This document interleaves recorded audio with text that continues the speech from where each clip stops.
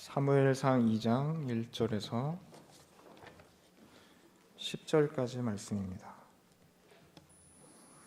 구약성경 409면 어간에 있습니다. 한 절씩 교독하고 10절 다 같이 읽겠습니다. 한나가 기도하여 이르되 내 마음이 여호와로 말미암아 즐거워하며 내 뿔이 여호와로 말미암아 높아졌으며 내 입이 내 원수들을 향하여 크게 열렸으니 이는 내가 주의 구원으로 말미암아 기뻐함이니이다.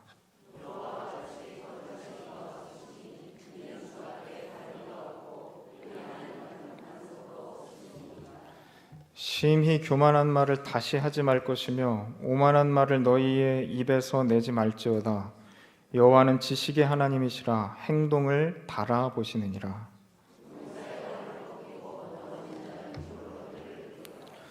풍족하던 자들은 양식을 위하여 품을 팔고 줄이던 자들은 다시 줄이지 아니하도다. 전에 임신하지 못하던 자는 7을 낳았고 많은 자녀를 둔 자는 쇠약하도다.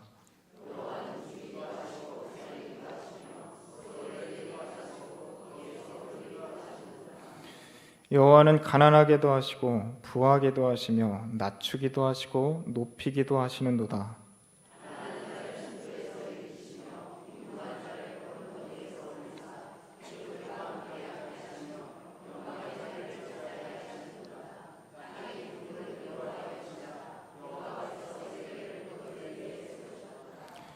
그가 그의 거룩한 자들의 발을 지키실 것이요 악인들을 흑암 중에서 잠잠하게 하시리니 힘으로는 이길 사람이 없음이로다. 여호와를 대적하는 자는 산산이 깨어질 것이라. 하늘에서 우레로 그들을 치시리로다. 여호와께서 땅 끝까지 심판을 내리시고 자기 왕에게 힘을 주시며 자기의 기름 부음을 받은 자의 뿔을 높이시리로다 하니라. 아멘. 한나의 아이라는 책이 있습니다. 스탠리 하워워스라는 한 신학자가 쓴 회고록인데 그 책의 첫 번째 문단, 첫 번째 문장이 눈길을 끕니다. 이렇게 되어 있습니다. 나는 스탠리 하워워스가 될 의도가 없었다. 이 말은 그가 이 책의 제목을 한나의 아이 라고 붙인 이유와 관련이 있습니다. 우리 모두의 인생이 그러하듯이 한 개인의 생애는 그 사람의 감정이나 의지, 그가 문득 품게 되는 결단 이런 것들과 별로 상관이 없습니다. 그냥 삶은 일방적으로 주어지는 겁니다. 주어지는 것을 감당하는 게 인생입니다. 그 누구도 자기가 태어난 환경이나 자기 부모님을 선택한 사람이 없죠. 그죠? 눈을 떠보니까 그 집에서 살고 있었고 하루하루 살아내야 될 현실이 매일매일 눈앞에 주어져 있습니다. 도망갈 수가 없는 겁니다. 그런 의미에서 우리는 이렇게 살 마음이 없었죠. 우리가 이렇게 살 의도가 있었나요? 그런 의미에서 우리 모두는 다 한나의 아이입니다. 이 신학자는 자기 생애의 근원을 어머니의 기도에서 찾았습니다. 늦게 결혼을 했어요. 그래서 늦게 결혼하면 애가 간절하잖아요. 그래서 그의 어머니는 어느 날 임신을 원하던 즈음해서 교회에서 사무엘상 1장의 본문으로 전해진 설교를 듣고 감동을 합니다. 그래가지고 한나처럼 하나님께 기도했대요. 아들을 주시면 바치겠다. 이렇게. 이 스탠리 하워워스는 하나님이 그 어머니의 기도에 응답하신 결과가 어쨌든 좋든 싫든 자기 자신의 뿔이라고 설명을 하고 있습니다. 그의 어머니는 아주 열정적인 사람이었대요. 그래서 그 애가 말을 알아들을 수 있을 즈음부터 맨날 이런 얘기를 했대요. 얘야, 너 사무엘처럼 너는 하나님께 바쳐진 사람이야. 그런 얘기를 끊임없이 들었답니다. 그게 어쨌든 자기 자신이 어려서부터 교회에 다니고 또 학교를 진학할 때 신학을 선택하게 된 가장 중요한 계기가 되었다는 겁니다. 우리는 기도랑 응답을 하나로 묶어가지고 어떤 영웅담으로 만들고 싶어 합니다. 성경에 기도가 나오면 꼭 그렇게 해요. 1장에 나오는 한나의 기도가 대표적인 예시죠. 뭐죠? 눈물로 기도했더니 응답을 받았더라. 하나님 앞에 간절하게 구하는 행위 자체를 좀 이렇게 아름답게 포장하고 싶은 마음이 우리한테 있어요. 하나님 앞에서 드리는 눈물의 기도는 분명히 찬란하고 숭고합니다. 여러분이 드리는 진실한 기도는 하나님의 구원하시는 손길, 능력이 될 것입니다. 그러나 한나가 왜 울었나를 생각해야 돼요. 노래를 듣고 감동해서 운 게 아니에요. 운다는 건 현실을 감당할 수 없는 사람에게서 터져 나오는 어떤 비명 같은 거예요. 죽겠으니까 우는 거예요. 울고 싶어서 우는 사람이 누가 있겠어요? 안 울고는 못 견디겠으니까 우는 겁니다. 한나의 인생이 그렇게 고단했던 겁니다. 1장 10절 보겠습니다. 한나가 마음이 괴로워서 여호와께 기도하고 통곡하며 서원하여 이르되 만군의 여호와여, 만일 주의 여종의 고통을 돌보시고 나를 기억하사 주의 여종을 잊지 아니하시고 주의 여종에게 아들을 주시면 내가 그의 평생의 그를 여호와께 드리고 삭도를 그의 머리에 대지 아니하겠나이다. 잘 읽어보세요. 한나의 기도에 담긴 내용을 보면 하나님한테 거래하는 것 같지 않습니까? 이렇게 해주면 이렇게 할게요. 내용은 더 웃겨요. 바칠 테니까 주세요. 이상한 말이지 않습니까? 다시 드릴 걸 뭐하러 달라 그러겠어요? 달라는 데는 나름의 이유와 목적이 있어야 할 거 아니에요. 그러니까 한나의 요구는 필요하니까 달라는 게 아니죠. 그죠? 그렇게는 얘기 못하죠. 그러니까 여기는 고통이 있는 거예요. 자기의 분함과 억울함을 해소하고 싶은 몸부림을 치고 있는 겁니다. 그러다 보니 말이 이렇게 나오는 거예요. 그러니까 이런 기도에는 하나님께 대한 어떤 그 순수한 사랑이나 열정적인 헌신이 담길 여지가 없습니다. 괴로움으로 가득한 거예요. 한나는 자식이 없다는 걸 빌미로 남편의 다른 아내가 있어요. 분인나죠. 분인나가 계속 찌르는 거, 질타하는 건 넌 아들도 없지?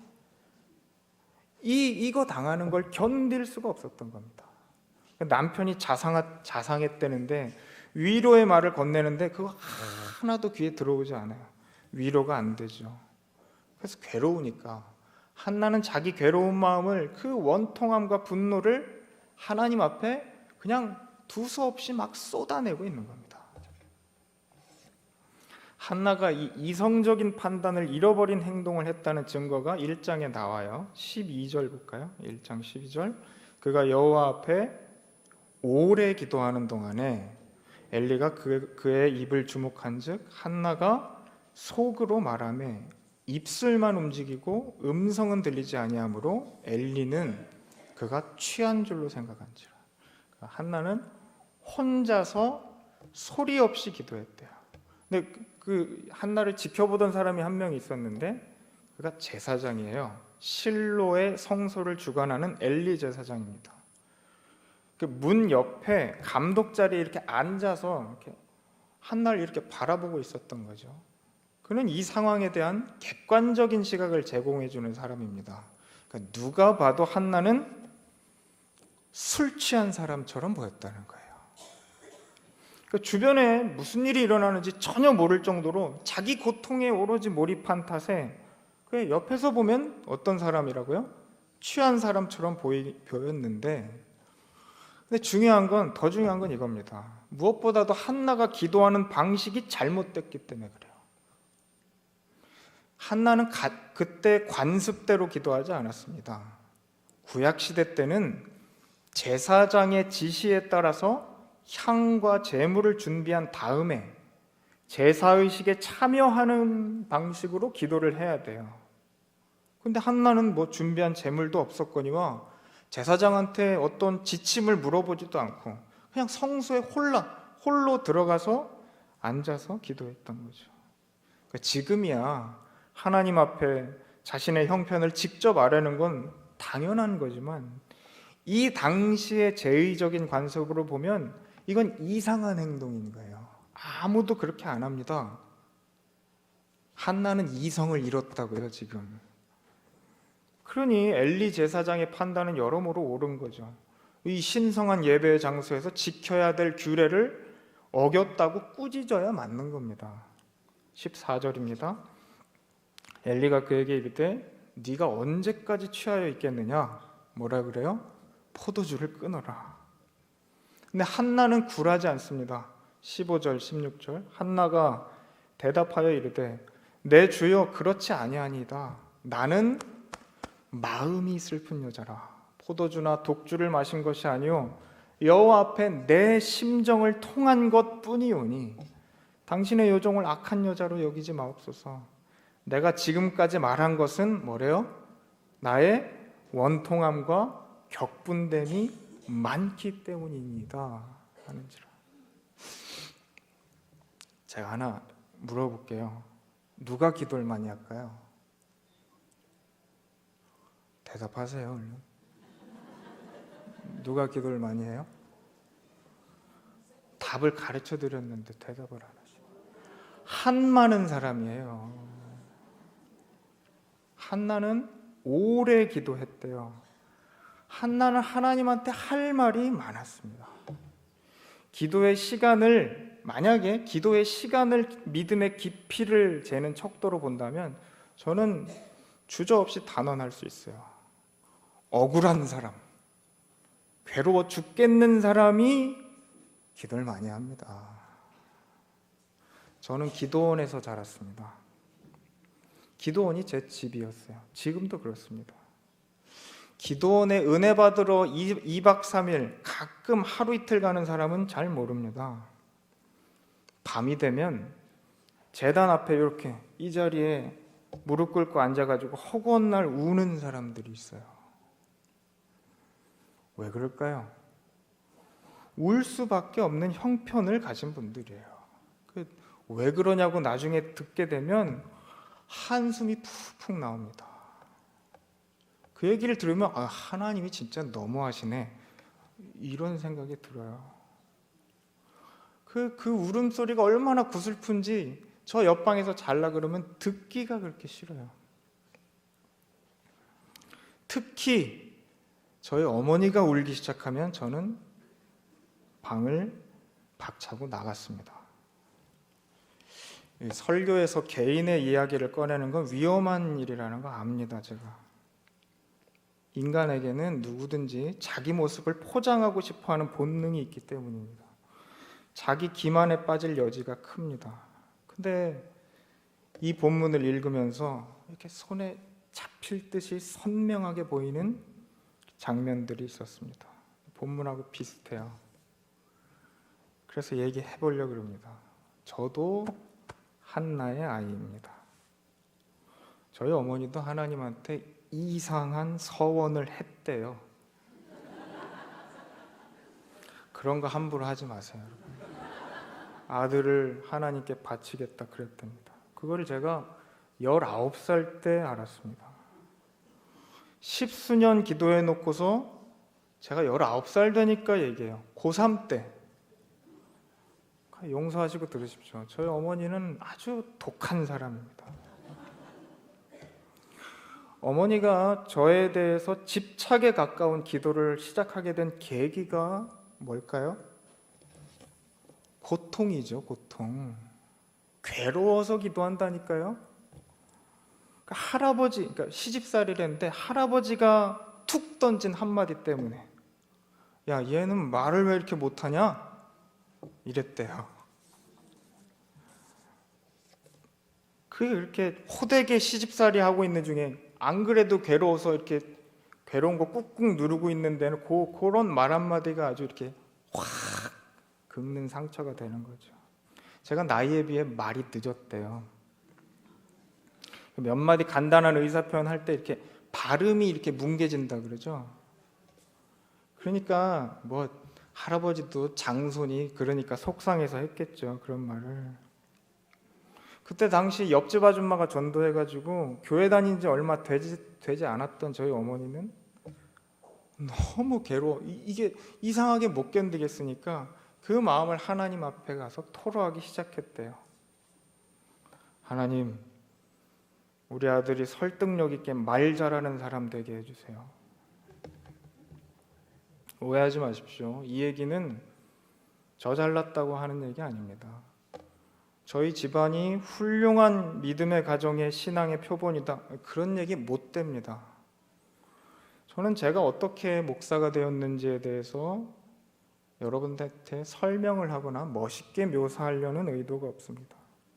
제 어머니가 기도하는 사람이 된 거, 지금도 기도에 집착하는 이유는 괴로운데 자기 분한 마음을 털어놓을 사람이 없어서 그런 겁니다. 주변에 아무도 없으니까. 아니, 정 힘들면 친정 엄마나 자기 친언니, 여동생 다 있거든요. 털어놓을 수 있어야 되는데 그런 유도리가 없는 사람이에요. 그래서 기도하는 거예요. 그러면 안 된다고 생각했대요. 저희 아버지는 더하죠. 저희 아버지는 아내의 사소한 넋두리를 들어주고 공감해줄 여유가 없는 분이었습니다. 그 40년대생이면 말 다 했죠. 책임감의 화신이잖아요, 그분들은. 우리 아버지들은 그렇지 않습니까? 온 가족들, 동생들의 생계까지 전부 짊어지고 있으니까. 더군다나 집에 왔는데 마누라가 하소연을 하는데 당신 부모님이 나한테 그랬어, 그런 얘기를 더더욱 들어줄 수 있었겠어요? 어머니도 그걸 알았죠. 말 못한 거예요. 그렇게 속에 이렇게 담아두고만 있으면 어떻게 될까요? 나중에 터져요. 나중엔 울게 된다고요. 이 본문에 나오는 한나처럼 눌러놨다 터지면 주체할 수가 없잖아요. 그러니까 폭풍같이 쏟아놓게 돼요. 그러면 기도가 억지에 가까워요. 내 이 분한 심경만 풀어주시기만 하면 내가 뭐든지 하겠습니다. 주시기만 하면 내가 그대로 다시 바칠게요. 기도에다가 자기 자존심을 담아요. 그게 서원입니다. 그게 한나의 기도입니다. 다시 1장 11절입니다. 만군의 여호와여, 만일 주의 여종의 고통을 돌보시고 나를 기억하사 주의 여종을 잊지 아니하시고 주의 여종에게 아들을 주시면 내가 그의 평생에 그를 여호와께 드리고 삭도를 그의 머리에 대지 아니하겠나이다. 하나님 앞에 순수한 의도로 서원을 하는 때 있잖아요. 네? 아이들이 목사님이 멋있게 보여서 하나님 저도 목사님 되게 해주세요. 그런 건 멋모르는 어린 시절 때뿐이에요. 대부분은 서원을 언제 하냐면 죽을 것 같을 때 합니다. 매서운 현실의 파도 앞에서 서원을 하게 돼요. 나도 모르게. 근데 하나님이 이런 기도를 받으십니다. 들어줍니다. 여기서 놀라셔야 돼요. 하나님이 이렇게 말도 안 되는 생떼를 들어주신다고요. 이게 이상한 거 아니겠어요? 하나님은 그 기도를 받으셔서 하나님 나라의 일을 이루신다고요. 그 말도 안 되는 기도에 구원과 은혜를 담으신다고요. 역사적으로 한나가 살던 시대는 사사시대의 끝자락이에요. 사사기는 이스라엘 역사에서 가장 암울한 시기였습니다. 이스라엘은 하나님을 떠나서 제멋대로 살았습니다. 여러분, 한나가 기도한 거 이거 읽어보셨지만 한나의 기도에는 이 나라 이스라엘에 대한 안타까움, 이 민족이 타락했는데 하나님 앞에서 어떻게 해야 되나, 그런 게 없어요. 자기 고통이잖아요. 당장 내가 죽을 것 같은데, 아니 내 발등에 가시가 박혀 있는데 나라의 일이 신경이나 쓰이겠습니까? 그런 건 그냥 남의 일이죠. 근데 하나님은 이 기도를 통해서 응답하심으로 역사를 바꾸셨어요. 사사시대를 끝내고 왕정시대를 여셨죠. 하나님의 놀라운 구원사역을 이끄는 선지자가 태어납니다. 한나의 기도로. 그가 사무엘입니다. 이건 한나가 의도한 바가 아니라는 걸 기억하셔야 됩니다. 앞뒤가 맞지 않는다는 것에 주목해야 됩니다. 그런 의미에서 우리 함께 읽은 본문 2장 한나의 기도를 자세히 들여다볼 필요가 있어요. 잘 보세요. 사실 우리가 읽은 본문은 기도라기보다는 어떤 장엄한 선포로 보입니다. 여기에는 내가 얼마나 간절히 하나님께 기도했고 과연 그 기도가 하나님을 감동시켜서 내가 열심히 기도해서 이렇게 큰 보상을 받았다, 이런 식의 자랑을 전혀 찾아볼 수 없어요. 그냥 하나님이 어떤 분이시다, 하나님은 이런 분이시다, 그런 신령한 지식이 가득합니다. 본문 읽어보겠습니다. 2장 1절부터 3절까지 같이 읽겠습니다. 시작. 한나가 기도하여 이르되 내 마음이 여호와로 말미암아 즐거워하며 내 뿔이 여호와로 말미암아 높아졌으며 내 입이 내 원수들을 향하여 크게 열렸으니 이는 내가 주의 구원으로 말미암아 기뻐함이니이다. 여호와와 같이 거룩하신 이가 없으시니 이는 주 밖에 다른 이가 없고 우리 하나님 같은 반석도 없으심이니이다. 심히 교만한 말을 다시 하지 말 것이며 오만한 말을 너희의 입에서 내지 말지어다. 여호와는 지식의 하나님이시라 행동을 바라보시느니라. 바라던 아들을 낳아서 기쁘다, 그렇게 얘기 안 합니다. 뭐라 그러죠? 내 마음이 여호와로 말미암아 즐거워하여 그럽니다. 그러고 보면 이해하기가 너무 어렵습니다. 아들이 없어서 고통스러워하던 사람이에요. 마침내 아들을 낳았죠. 반전의 주인공이 됐는데, 그렇게 기다리던 아들을 낳았는데 아들 얘기가 하나도 없습니다. 앞뒤가 맞지 않습니다.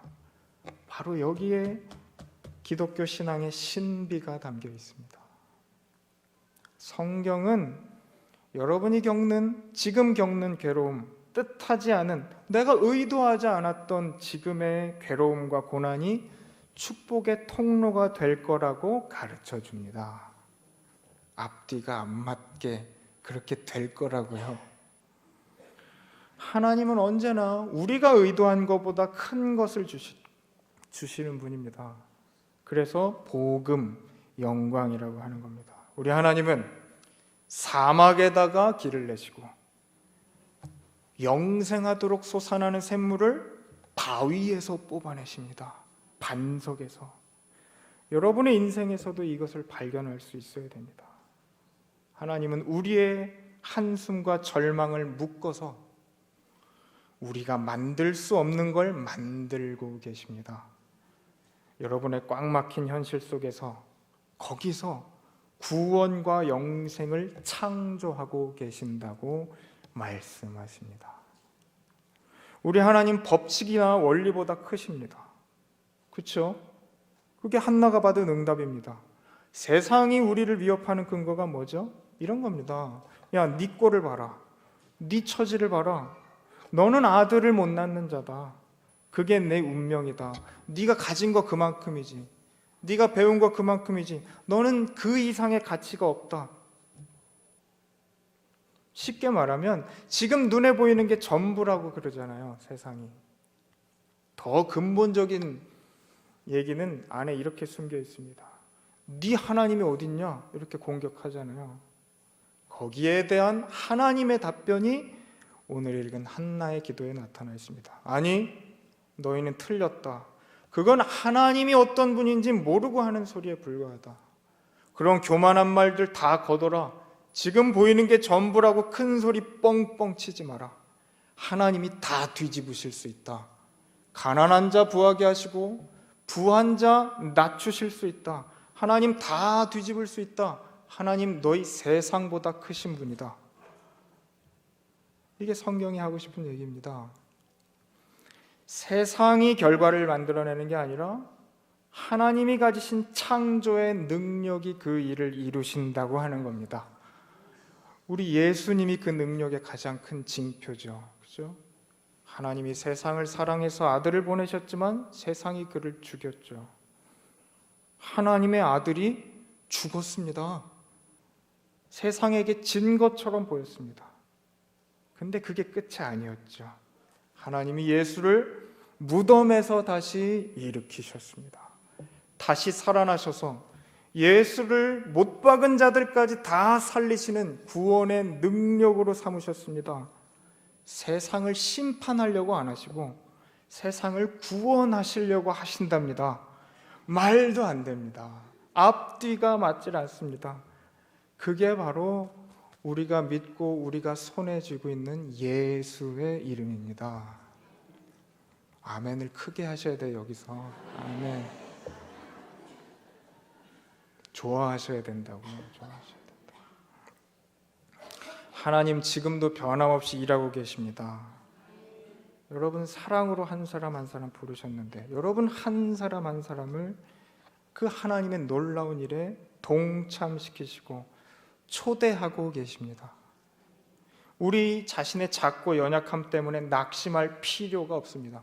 하나님 뭐라고 얘기하시냐? 야, 내가 이 돌들로도 아브라함의 자손이 되게 할 수 있다. 그럽니다.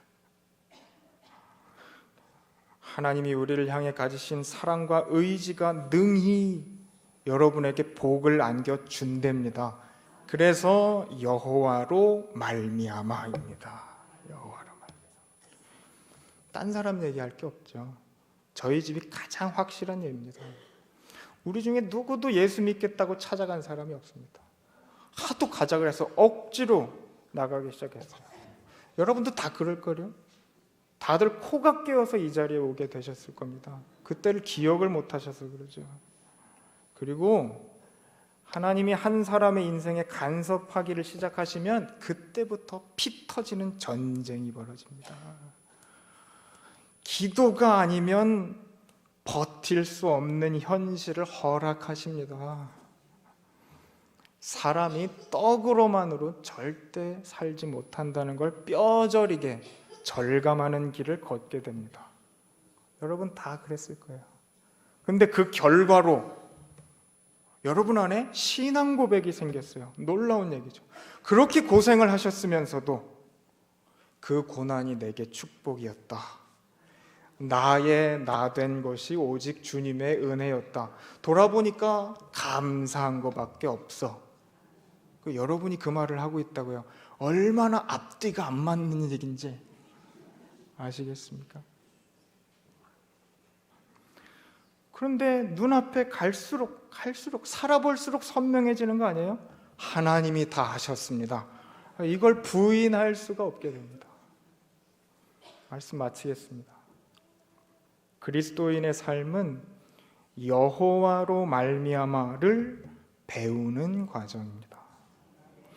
내 의도와 상관없는 일은 매일같이 터집니다. 내일 또 일어날 거예요. 세상에 속한 이들은 바로 그것 때문에 겁을 먹지만 우리는 그럴 필요가 없습니다. 우리는 십자가로 세상을 이겨내신 예수를 믿기 때문입니다. 하나님이 우리 대장입니다. 겁낼 필요가 없습니다. 우리 하나님은 모든 일을 합력하여 선을 이루실 수 있는 능력의 주님입니다. 저는 기도의 무서움을 알아요. 여러분도 아시리라 믿습니다. 기도한 거 하나님이 듣습니다. 들어줍니다. 들어주면 어떡하려고 기도를 안 하시는 거예요? 예수의 이름으로 심은 거 그거 하나도 땅에 안 떨어지고 때가 되어 철을 따라 열매 맺는 데입니다. 그걸 막을 권세가 없습니다. 하나님은 믿는 자의 기도를 들으신다고요. 좋은 걸 예비하고 계시는 중이니 걱정하지 마시고 내년에도 앞으로도 순종하시기를 바랍니다. 담대하고 늠름하게 걸어가는 여러분 모두가 되기를 주의 이름으로 축원합니다. 기도하겠습니다. 하나님 아버지, 은혜를 감사합니다.